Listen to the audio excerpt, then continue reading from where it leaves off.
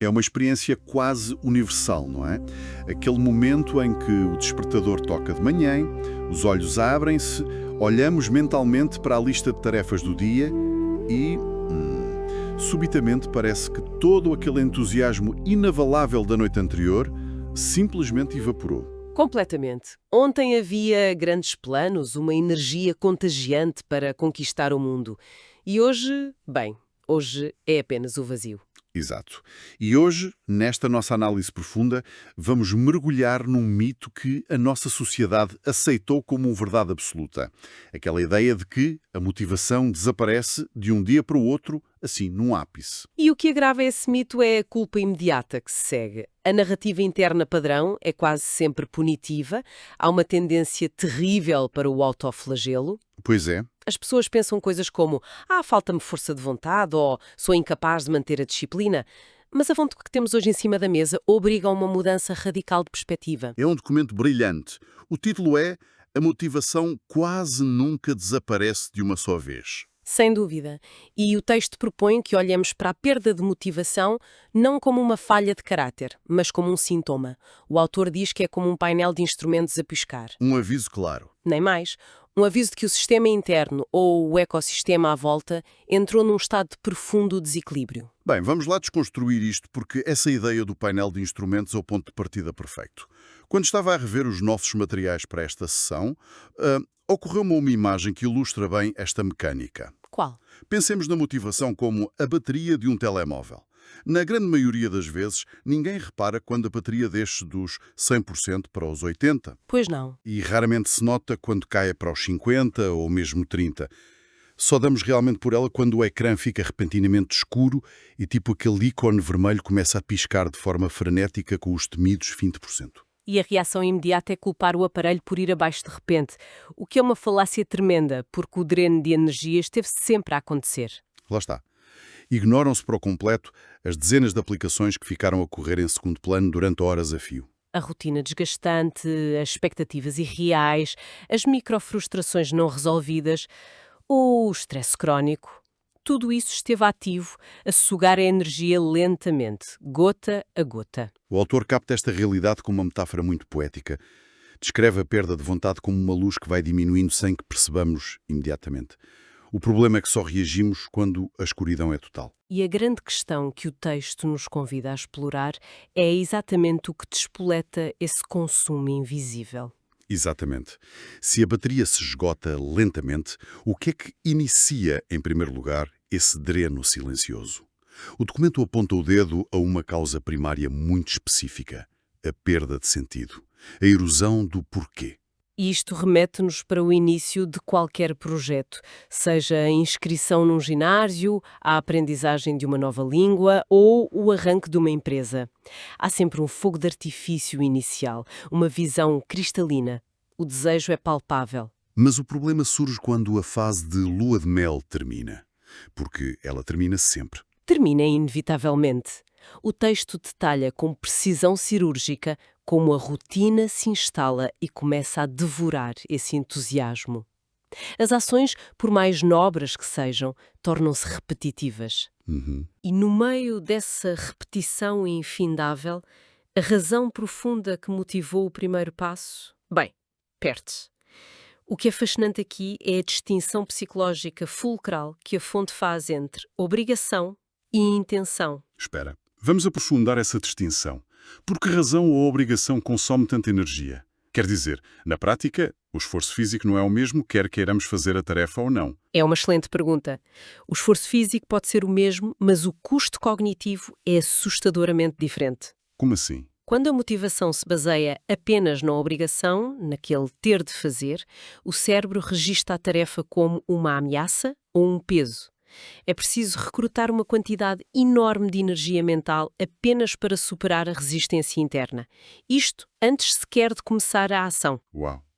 Portanto, desgasta-nos antes de começarmos. Exato. A verdadeira motivação, a intenção, exige significado pessoal. Pode ser a necessidade de evolução, a busca por liberdade financeira ou o simples anseio de sentir orgulho num trabalho bem feito.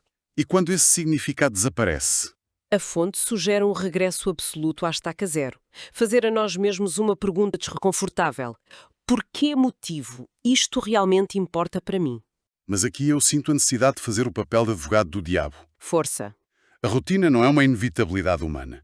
Quer dizer, a solução proposta pelo texto é arranjarmos uma paixão arrebatadora por preencher folhas de cálculo complexas ou por organizar faturas todas as manhãs. Porquê, pá? Isso parece-me um cenário um bocado utópico. Claro, e compreendo perfeitamente esse ceticismo. Ninguém consegue sentir fogos de artifício e confetis no escritório todos os dias. Mas o documento não cai nessa armadilha da positividade tóxica. De tudo. Ainda bem. A mensagem não é que se tem de amar cada segundo da tarefa repetitiva. O que o texto defende é que a tarefa precisa de estar ancorada a um objetivo maior, que esse sim é valorizado. A rotina continuará a ser aborrecida, mas deixa de ser inútil. Faz sentido. O que me traz à cabeça a imagem de uma longa viagem de carro no pino do verão. Imaginemos que o destino final são umas férias muito desejadas numa praia paradisíaca. Essa visão é incrivelmente emocionante. Sim, todos gostamos de umas boas férias. Mas passar 4 ou 5 horas a conduzir numa autoestrada, com o sol a bater implacavelmente no para-brisas, olhar fixamente para as linhas brancas do asfalto, é monótono, é fisicamente e mentalmente desgastante. O ato de conduzir não se torna mágico só por causa da praia. E é precisamente aí que a pergunta sobre o porquê atua. É o equivalente a pedir a quem viaja no banco do lado para abrir o mapa ou para mostrar as fotografias do destino no telemóvel. Claro, olhar para o mapa não altera a monotonia do asfalto, mas devolve o sentido ao ato de conduzir. Transforma uma ação puramente repetitiva num passo intencional em direção a algo que tem valor real. O grande risco é continuar a conduzir durante horas sem olhar para o mapa. A dada altura, a frustração instala-se e a vontade é encostar o carro na berma e desistir. Mas isso levanta uma complicação fascinante. Então, e se o mapa estiver perfeitamente nítido? A visão do destino é clara, a pessoa sabe exatamente o seu propósito, mas o corpo recusa-se a ligar o motor do carro. Aí passamos do domínio da mente para o limite da biologia. E é aqui que a fonte toca num ponto que me pareceu profundamente libertador. O texto confronta de frente a confusão perigosa e tão comum entre o cansaço e a preguiça. Esse é, sem dúvida, um dos pilares centrais da análise do autor. A facilidade com que a sobrecarga mental contínua, as dezenas de preocupações abertas em simultâneo na nossa cabeça, disfarçam a falta de energia de falta de vontade. Então o que é que isto tudo significa na prática? Porque vejo as pessoas a autoflagelarem-se constantemente com isto. Significa que tarefas que num estado normal levariam 5 minutos transformam-se em montanhas intransponíveis. E a resposta automática da nossa cultura, o instinto ditado por anos de condicionamento produtivo, é a força bruta. É o famoso serra aos dentes e avança. Exatamente. É beber o terceiro café duplo do dia e ignorar os sinais do corpo. Isto levanta uma questão importante sobre a forma como vivemos. E, no entanto, o texto alerta para o perigo enorme dessa abordagem, usando uma frase que retive. A motivação dificilmente floresce num terreno esgotado. É uma imagem muito forte. Isto choca de frente com a cultura corporativa moderna. Aquela cultura que glorifica as noites sem dormir e o trabalhar até ao limite do colapso como autênticas medalhas de honra. Choca. E com fundamentos biológicos muito sólidos. A nossa fonte subverte completamente a narrativa do desgaste heroico. Apresenta o descanso não como um luxo para os fins de semana, mas como um pré-requisito inegociável para a própria capacidade de agir. É preciso dormir para ter vontade? Basicamente. A resposta para a falta de motivação num cenário de exaustão não é o esforço extra. É aliviar a carga, abrandar de forma intencional e investir no sono. Vamos descer um pouco mais ao nível da biologia, porque acho que isso ajuda a desmistificar a culpa. O que é que realmente acontece no nosso cérebro quando confundimos estar exaustos com sermos preguiçosos? Boa. Porque a tendência é ir para frente do espelho e distribuir insultos. Sou incompetente, falta-me garra. Estão a chicotear um cavalo que não tem força para dar mais um passo e a culpar o cavalo por não ter a velocidade de um puro sangue de corrida. A analogia do cavalo é dura, mas cientificamente muito precisa. A mente exausta perde, antes de mais, a capacidade de perspectiva ao longo prazo. Sob privação de sono ou stress crónico, uma área fundamental do cérebro, chamada córtex pré-frontal, entra num estado de função mínima. Que é a parte lógica. certo? Sim, funciona essencialmente como o nosso diretor executivo interno responsável pelo planeamento, inibição de impulsos e regulação emocional. E literalmente desliga partes do seu processamento para poupar energia. Ou seja, a parte do cérebro que nos diz faz este relatório agora por teres o fim de semana livre, deixa de ter força para gritar. Exato. E, em simultâneo, o sistema límbico, que procura o conforto imediato e a sobrevivência a curto prazo, toma o controle. Portanto, quando se olha para uma tarefa e ela parece impossível, isso não é um defeito inato de caráter. É um déficit real de recursos cognitivos. O terreno está de facto esgotado. Sem regeneração não há colheita possível. Nem mais. Ok, então estabeleçamos um cenário ideal. O nosso diretor executivo interno já dormiu às 8 horas, o córtex pré-frontal está perfeitamente online, o mapa está aberto e o porquê está claríssimo.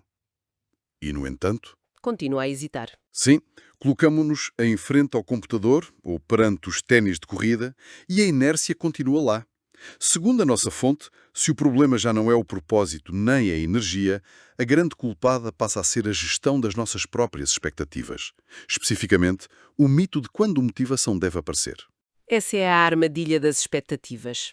Há uma crença ilusória, perpetuada até por muita da cultura da autoajuda, de que é necessário sentir uma onda gigantesca de vontade antes de iniciar a ação. Como se estivéssemos de estar no sofá a aguardar que uma musa inspiradora nos tocasse no ombro.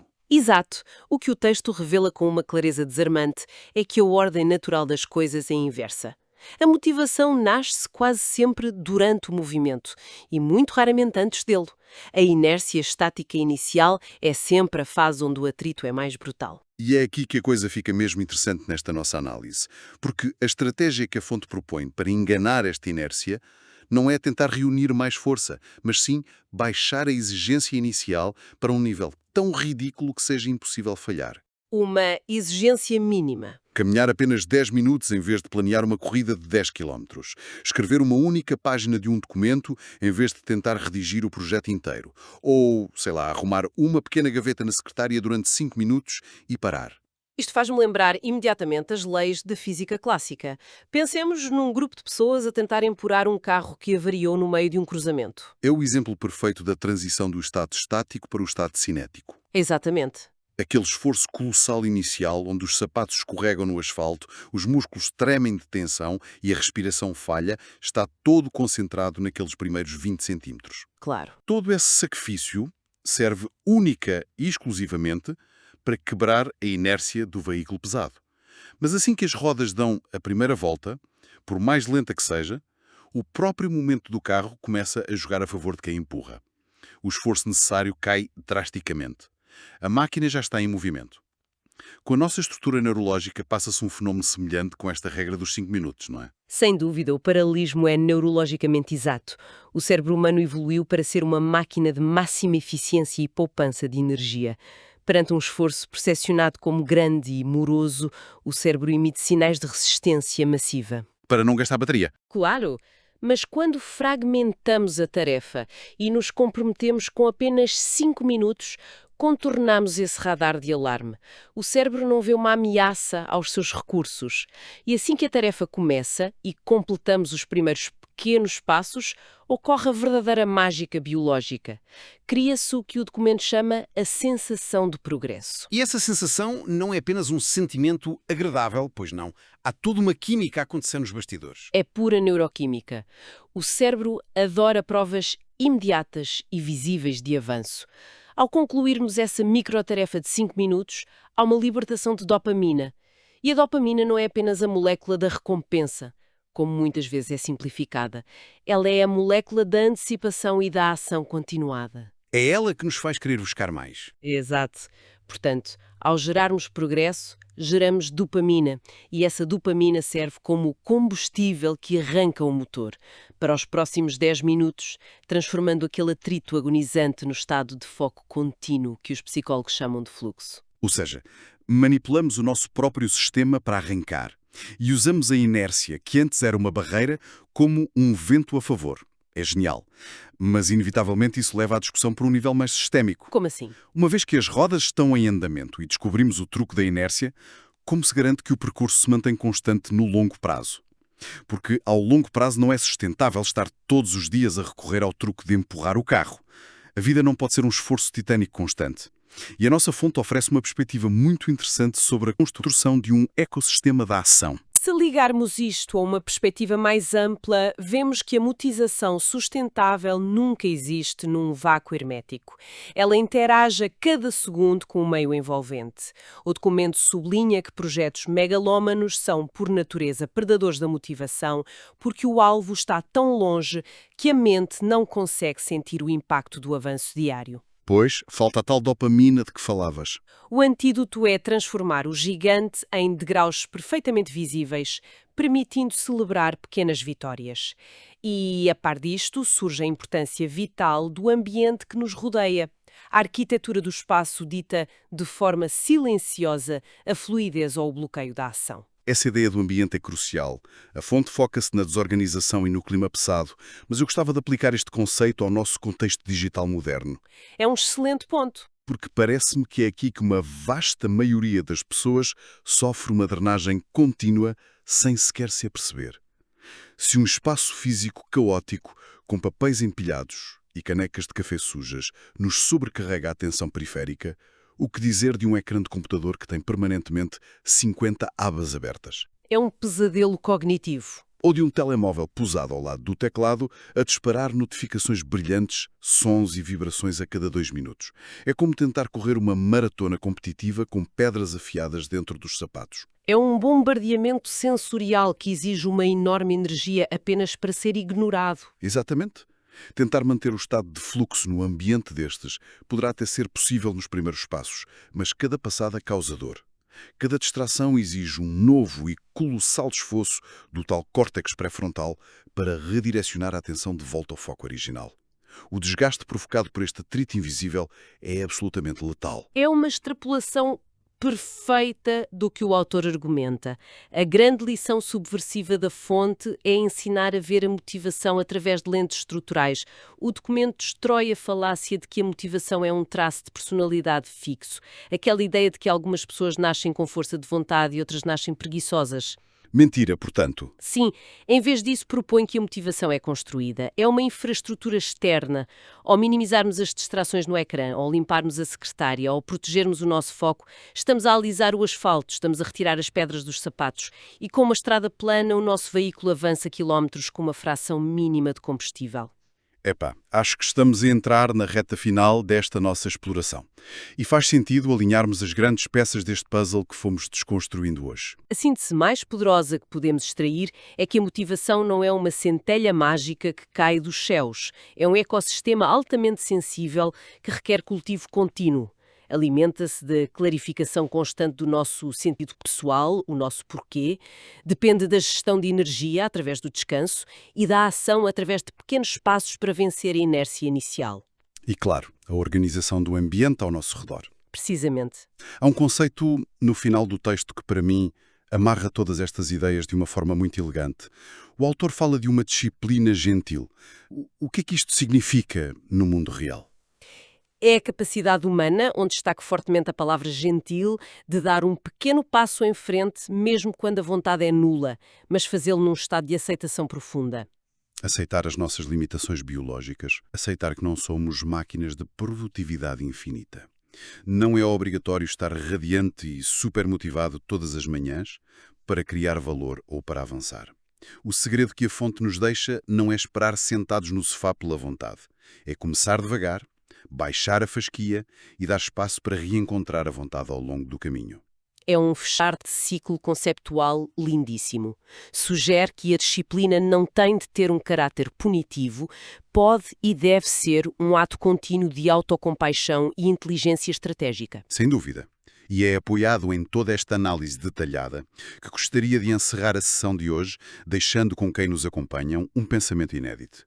Uma provocação final para matutarem nos próximos dias. Estou curiosa. Se, como dissemos tão exaustivamente aqui, a motivação surge essencialmente depois da ação, e se a falta aguda dessa vontade é, na grande maioria dos casos, o resultado de uma privação de sono, de um ambiente caótico ou de um projeto que perdeu todo o significado prático, será que o conceito puro de preguiça tem sequer razão de existir?